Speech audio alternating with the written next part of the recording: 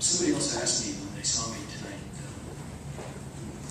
knows me for a long time, what do you know about agriculture? Really, the answer is not much. But what I do know is I do know the value of putting parks and gardens together in communities. And I thought I would share a couple of projects with you tonight. This is a project that dates to the early 80s, and in fact, I went back and I pulled a couple of projects. The slides weren't that great. In fact, they were slides that had fingerprints on them way back when. What they had in common, both of these, were that there was a bit of a struggle and a certain amount of success in integrating growing things in gardens, in public spaces in the city, and overcoming the resistance to do that. And this is Washington Market Park. It's located in Lower Manhattan, on the corner of Chambers and Greenwich Street. And the first component of resistance in this project was mine. It was, again, as I said, in the early 80s, and when this community constituency that we had been working with insisted that we place gardens in this park, I was really skeptical at first, and I tried and tried and tried to resist because I was worried about what they would look like, that they would be unkempt after a while, that they just wouldn't have that manicured look, I suppose, that we all thought was really very important. And at the end of the day, there was this sort of moment in time that happens with clients and designers. Clients say, no, you're going to have a garden in this park, and then it becomes our responsibility as designers to somehow make it work. Well, we fit a series of grid of squares in the northern portion of the park. And my recollection, and this goes back a while, there were about 24 of them. They were 8 by 8 squares, subdivided by paths. And when the park opened, well, first of all, when the park opened, we were just overwhelmed by the amount of people that sort of tumbled out of the lofts. It seemed like in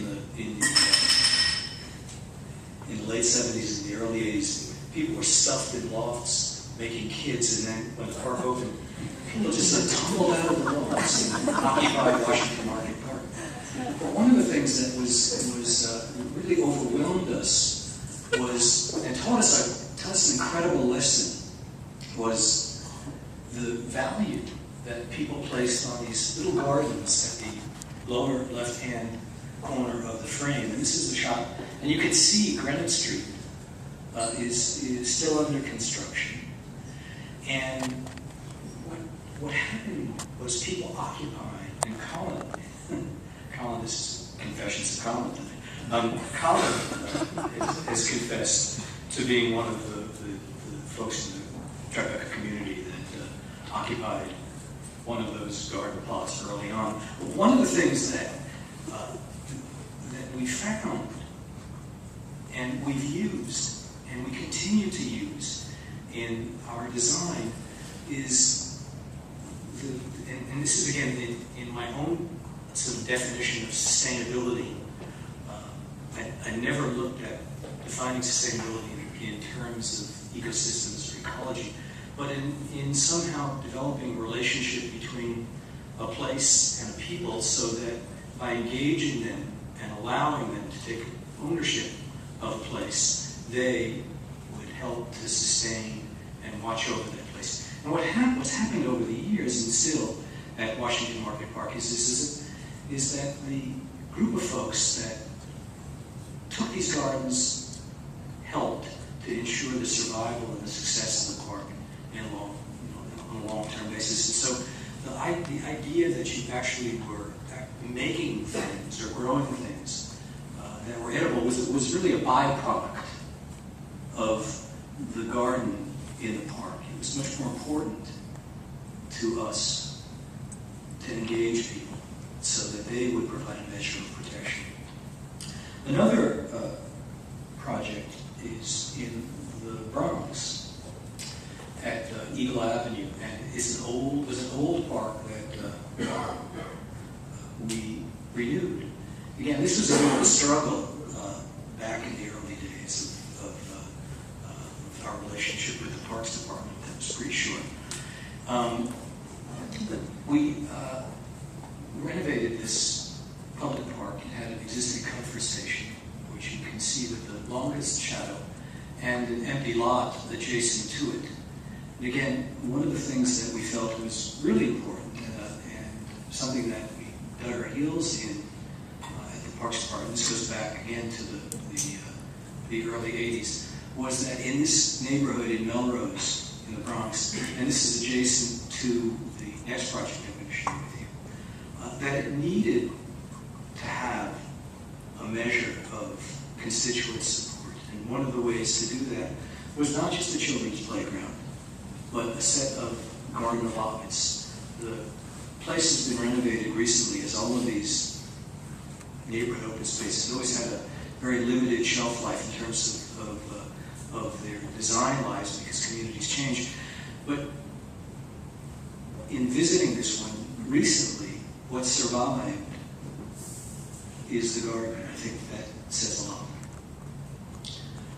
What I'd like to walk you through is a project that we have done with the support and the participation of many, including the AIA, called Via Verde in the Bronx. And Michael, who's been following me, is going to talk a little bit more about Via Verde and some of the things that we hope will help to sustain it. This is a children's book that I occasionally read to my design studios at City College. And for those of you that teach and are interested in urban agriculture, I would encourage you to try to find this. It's tough to find. There are very few out there anymore, but it's about a super in an abandoned building, and an abandoned apartment first that takes the apartment and starts to grow things. And before you know it, he gets rid of all of the tenants, and he makes a farm with his wife.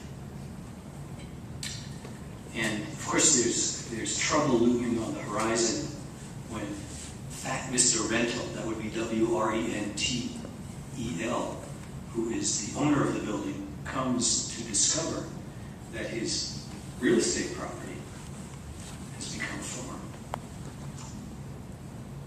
But there's a happy ending, of course. The former super, and his wife demonstrate to Fat Mr. Rental that they can make a buck, they can make a profit off of this urban farm. So it's a charming story. I would urge for all of you to see if you can find the book. This is Via Verde in the Bronx.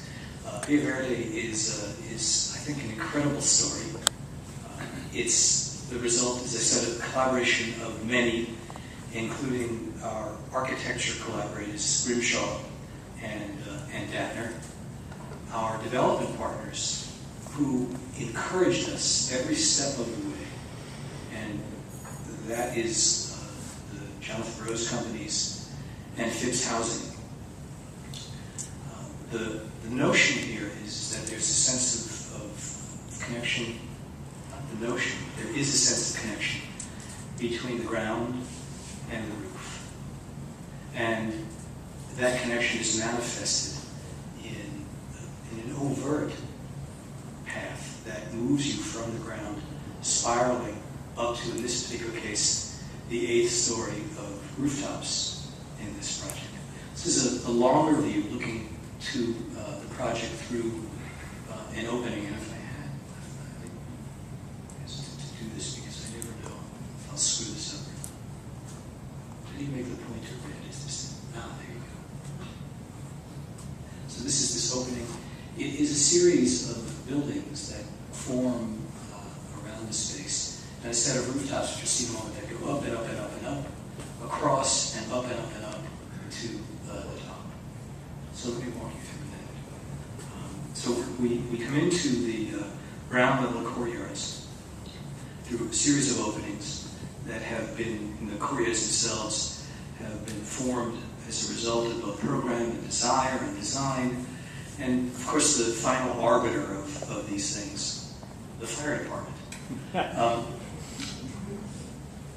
But we managed to use design as a way of sort of working with the fire department to create a series of spaces at grade level that begin to get you up and up. And as I said, what begins to happen is that you come in through a series of openings at grade level to a set of ground level courtyard, children's garden, amphitheater for parents to look over, and one begins the journey up through a series of rooftops. We always felt that one of the things that we would do at Via Verde is use growing things, still things to the kid from the Bronx, growing things on the rooftop, again, is a way of creating a very different kind of culture in an apartment building. And I come from sort of a background of housing in New York when labor and housing were linked, and they made places for people to live.